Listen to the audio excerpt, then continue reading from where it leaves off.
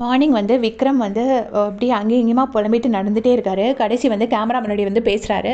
பேசிட்டு என்ன சொல்கிறாருன்னா, நானும் கனியக்காவும் விக்ரமும் தான் நானும் கனியக்காவும் வியானா எல்லோரும் சீக்கிரமே முடிச்சிடுவோம், பேசிகிட்ருப்போம். வியானா போனது அது எக்ஸ்பெக்டட். ஆனால் கனி போனது நான் கொஞ்சமாக எக்ஸ்பெக்டே பண்ணலை. ஆனால் நேற்று அவர் சாட்டர்டே எபிசோடில் சொல்லியிருப்பார், கனி நீ போனாலும் போகலான்னு சொல்லியிருப்பாரு. பட் இப்போ என்ன சொல்கிறாருன்னா, நான் எக்ஸ்பெக்டே பண்ணல, டாப் 5 வரும், என் டைட்டில் வின்னர் கூட ஆகலான்னு நான் நினச்சேன். கனிக்கெல்லாம் ஒரு கவுண்டர் போட வராது, என்ன சொன்னாலும் ஒரு வார்த்தையை பிடிச்சிட்டு சண்டை போடாது, ஒரு விஷயத்துக்கும் ஒரு இஷ்யூவை பெருசாக்காது, அவ்வளோ நல்ல பொண்ணாக இருக்கும். இந்த காலத்தில் அப்படி இருந்தாலே சரிப்படாது போல இருக்குது. உள்ளே வந்து இருக்கிறவங்க யாருக்கும் நேர்மையே இல்லை அப்படின்னு சொல்கிறாரு. சொல்லிட்டு அதுக்கப்புறமா என்ன சொல்கிறாருன்னா, கனியக்காவோட ஸ்வீட்னஸ் ஒன்றுனா எக்ஸ்பிளைன் பண்ணுறாரு.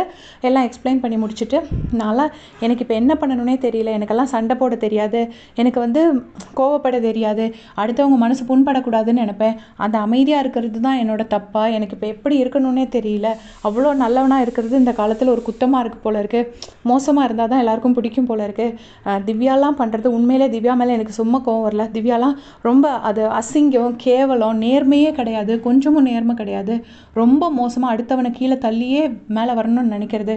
உங்கள் மக்கள் எல்லோரும் பார்த்துட்ருக்க மக்களுக்கும் நான் அட்வைஸ் பண்ணுறேன், இந்த மாதிரி இருக்காதீங்க. ஏன்னா தான் முன்னுக்கு வரணும்னு அடுத்தவங்களை கீழே தள்ளி அப்படி முன்னுக்கு வரக்கூடாது, நல்லவனாக இருந்தால் அந்த உலகம் பழிச்சா பரவாயில்ல அப்படின்னு சொல்லிட்டு பயங்கரமாக அழுதுகிட்டே பேசுகிறாரு.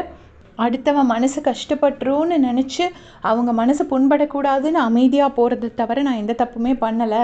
நான் அப்படி தான் கனியும் இருந்துச்சு, ஆனால் கனி இன்றைக்கி வெளியே போயிடுச்சு, எனக்கெல்லாம் ஷாக், அதை தாங்கிக்கவே முடியல, மார்னிங் எனக்கு பேசுறதுக்கு கூட இப்போ ஆள் இல்லை அப்படின்னு சொல்லிட்டு அப்புறமா திவ்யாவோட